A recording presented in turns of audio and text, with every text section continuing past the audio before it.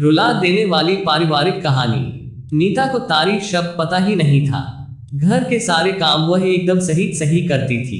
खाना बहुत स्वादिष्ट बनाती थी, लेकिन फिर भी आज का खाना अच्छा था बहू, ऐसा उसकी सास कभी भी बोलती नहीं थी। पति भी कभी उसकी प्रशंसा नहीं करता था। उसका बनाया हुआ खाना चुपचाप खाकर दोनों पति और सास उठकर चले जाते थे। उसने खाना खाया या नहीं इसका उन दोनों को फर्क नहीं पड़ता था। सास को वह पसंद नहीं थी। उसके हाथों से जरा सी भूल हो गई तो सास तुरंत गुस्सा करती थी। उससे भी बुरी बात यह थी कि उसके पति और उसके बीच बातचीत ज्यादा नहीं होती थी। उन्होंने ये चुप्पी बनाए रखी थी। वह उस पर ध्यान नहीं देता था। परदेश में पढ़ाई करने गया हुआ छोटा देवर मात्र नीता को फोन करता था, पूछता था भाभी कैसी हो। तो उसका फोन आने पर नीता बहुत खुश होती थी। अपना मन हल्का करने का उचित स्थान था नीता का। कुछ ही दिनों में देवर की पढ़ाई खत्म हो गई और वह घर आया। थोड़े समय के भीतर उसे एक अच्छी नौकरी भी मिल गई। नीता को बहुत आनंद आया। नौकरी लग जाने के बाद उसकी सास अपने छोटे बेटे की शादी के लिए बातचीत करने लगी। पर देवर को एक भी लड़की पसंद नहीं आती थी। इसने ही बोला होगा उसे मना करने को, सोचकर सास नीता को ही दोष दे रही थी। नीता को चिंतित देखकर देवर ने अपनी मां से कहा, मैं एक लड़की से बहुत प्यार करता हूँ, मैं उसी से शादी करूंगा। उसने जिद की। देवर जी यह बात पहले बतानी चाहिए थी ना। नीता ने यह बात अपने पति के कान में डाली। इस बात पर उसने थोड़ी खींचपीट की, लेकिन लड़की देखकर वह भी तैयार हो गया। सवाल बचा सास का, अपने छोटे बेटे का मन कैसे दुखाएगी वह। बाद में उनकी भी हाँ हो गई।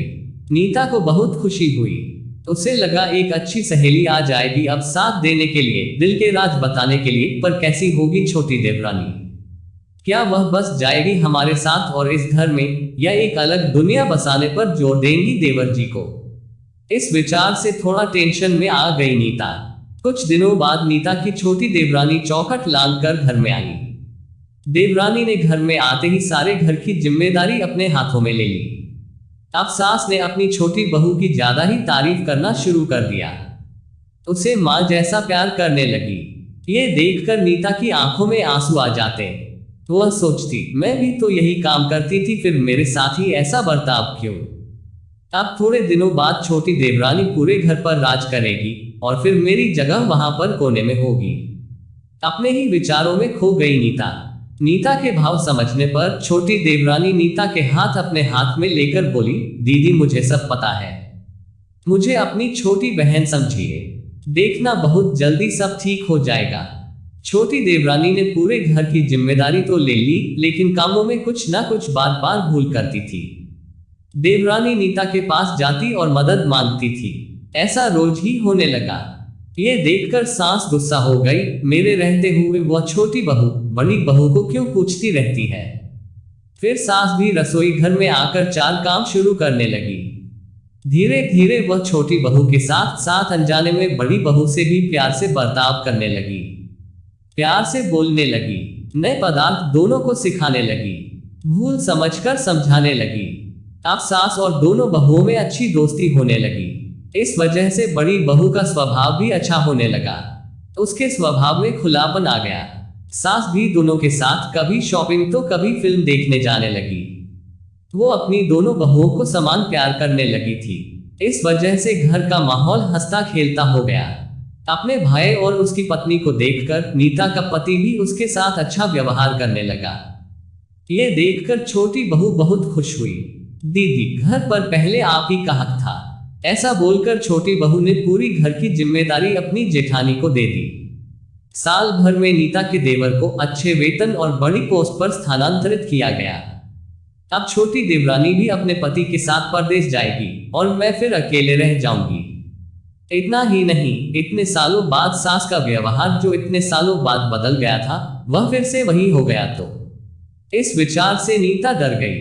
नीता को देवरानी की इतनी आदत हो गई थी कि उसके बिना घर काटने को दौड़ेगा। देवरानी के आ जाने से घर का माहौल बदल गया था। वह थी ही ऐसी खुशमिजाज और ऊर्जावान, जैसा कि नाम से पता चलता है। यहाँ देवरानी की हालत भी कुछ अलग नहीं थी। उसे दुख हुआ कि यदि यहाँ रहना पड़ा तो उसे अपने पति से दूर रहना पड़ेगा।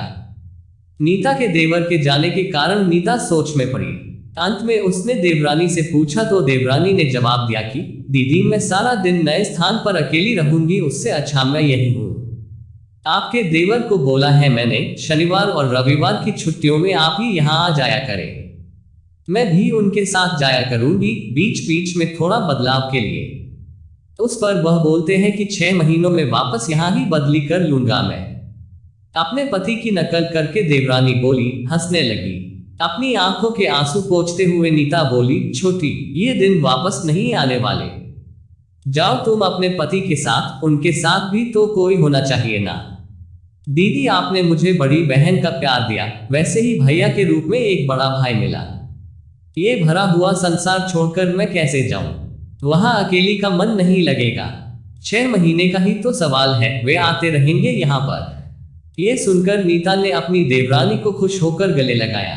तभी देवरानी नीता को बोली, अपने पति के साथ एक अलग जीवन बनाने में समय नहीं लगता, अपनों में रहकर पति की प्रतीक्षा में ही आनंद है।